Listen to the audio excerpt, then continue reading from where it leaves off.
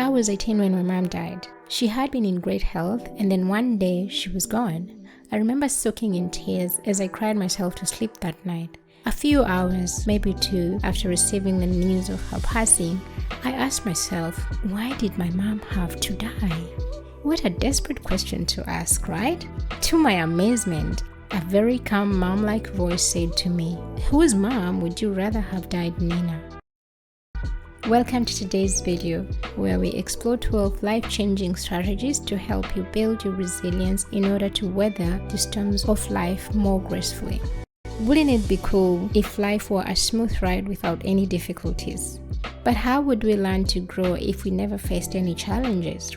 A life without challenges can be equated to a child raised by parents who never say no to their demands for whatever reason. A parent who shields your child from any form of discomfort, including a child experiences their own emotions. The children end up being vulnerable in the world and unable to hold up to any difficulties they may face. As we very well know, the universe presents us with the difficult seasons for our own benefit. We therefore need to build a foundation that will keep us anchored in the reality of our being without feeling threatened and weakened by every challenge that we face. In life, we only have 2 options: to either accept and surrender to the experiences we encounter and let them pass, or allow them to rock our boats as much as we like by rejecting and fighting these experiences. Ultimately, your life is the ship and you're the captain. Since we can't control the wind of our lives, we can only direct the sails to our desired direction. We will now explore the 12 strategies to help you build your resilience in order to weather the storms of life with more grace. Strategy number 1, cultivate gratitude. There's always something to be grateful for every day in our lives, regardless of the prevailing circumstances. All we need to do is open our hearts to gratitude. Learning to say thank you opens a portal in your life for more good things to come your way. Every day, get in a habit of writing 5 things you're grateful for. Simply look around and say thank you. Thank you for the sun. Thank you for the rains. Thank you for the wind blowing on my skin. Thank you. Thank you for clean water to drink. Thank you for the beautiful ground that I walk on. Thank you for the air that I breathe. Thank you for the moon. Thank you for my toenails. Thank you for my eyes. Thank you for the stars. Thank you. You will be surprised at the shift in your vibe and energy within just a few days. If you like, you can try out our gratitude journal. Step number 2, anchor yourself in the mundane, regular routines. Regardless of how low or full you might feel, set an intention to wake up every day and show up. Find hobbies if the situation involves a change of your regular routine, for instance, loss of employment. Whatever you love to do or can do to fill up the extra time with, sign up, show up, and while at it, give it your all. Look for volunteer opportunities. If you have a family, invest more time in caring for your loved ones. Mahatma Gandhi said that the best way to find yourself is to lose yourself in the service of others. Also take up opportunities to explore your hobbies by learning a new skill on YouTube or Skillshare. Step number 3, exercise. I know it sounds cliche, but really, we can never overemphasize the benefits of exercise. We all know that there's tons of scientific evidence that exercise is a mood booster and helps you sleep better, besides giving a boost to your self-esteem. Engage in group or individual exercise sessions. Go for a walk, go hiking, find a way to connect with other people. Most times, we only need 1 or 2 genuine friends to hold the space and brighten our day. And a lot of times, people withdraw from the society because they feel that whatever they share with their friends is likely to be put out in the public. Use your intuition to tell the genuine ones from those who can't hold the space for your pain while being truthful. When you share your experiences with others, you realize that you're not alone. The connectedness we feel when we share our problems serves to reassure us and change our perspective on the presumed problems from a my problem to a bigger picture. A strong social support network is essential to our well-being. Step number 5, remember that what goes up must come down. Nothing lasts forever. Realizing that sometimes you're extremely happy and other times you're extremely sad in an instant. If you have been paying attention, you'll realize that there's nothing permanent in life, including the buildings. Even if they last 100 to 300 years, one day they will come tumbling down and another building will be put up. Once you realize this, start to seek to understand if it's really a good idea to get too caught up in either extremes, the highs or the lows. Things all come and go on their own. It's not wise to get too overly attached to a low or a high. Clearly, everything is pretty temporary. Number 6, remember the divinity of your being. In order to thrive through the highs and the lows, we need to realize and connect with our divinity. One of your greatest refuge is your divine soul.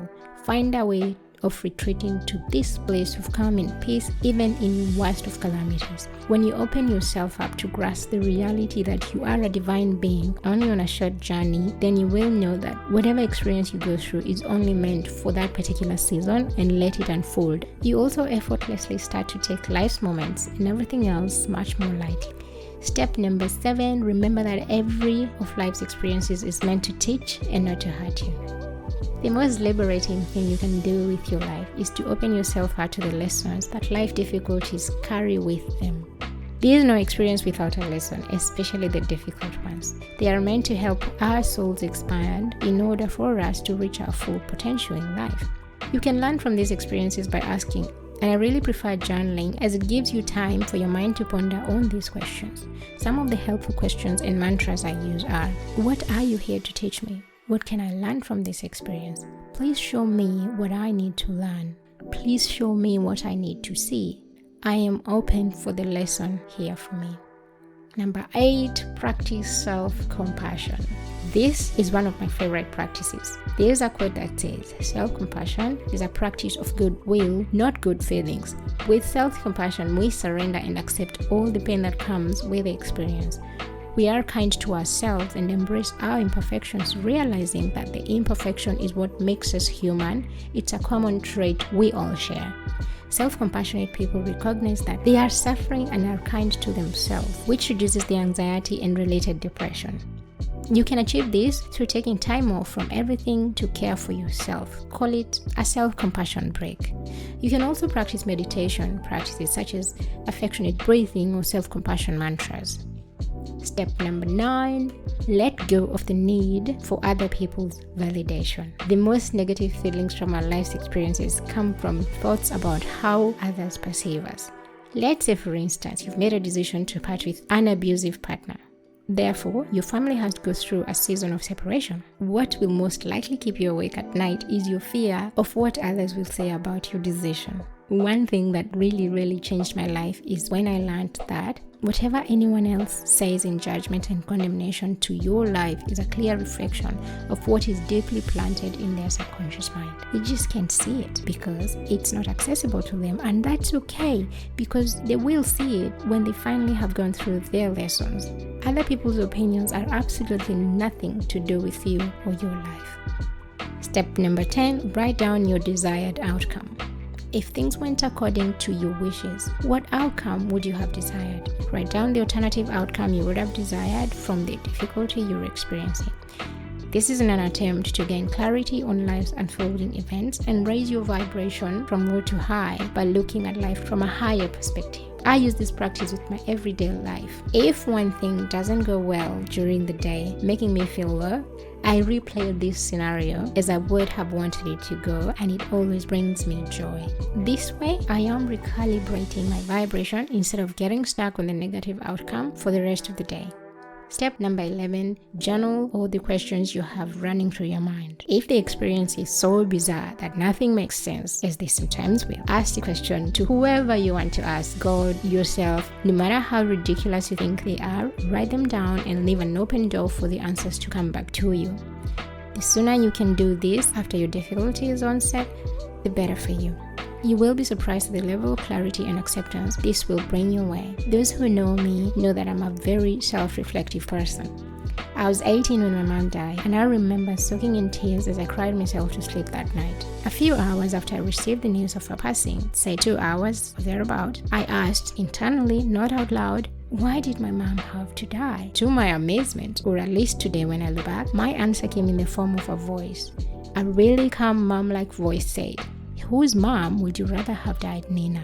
My response to the voice was a deep silence. The pain I felt then can never be equated to anything, and I would never wish it on even the worst human being. This gave me the clarity and closure that, for whatever reason, it had to be my mom. Nobody else's mom should have died. The acceptance and surrender that followed was unexplainable. It also taught me to never question a difficult experience, but rather to allow myself to feel the pain.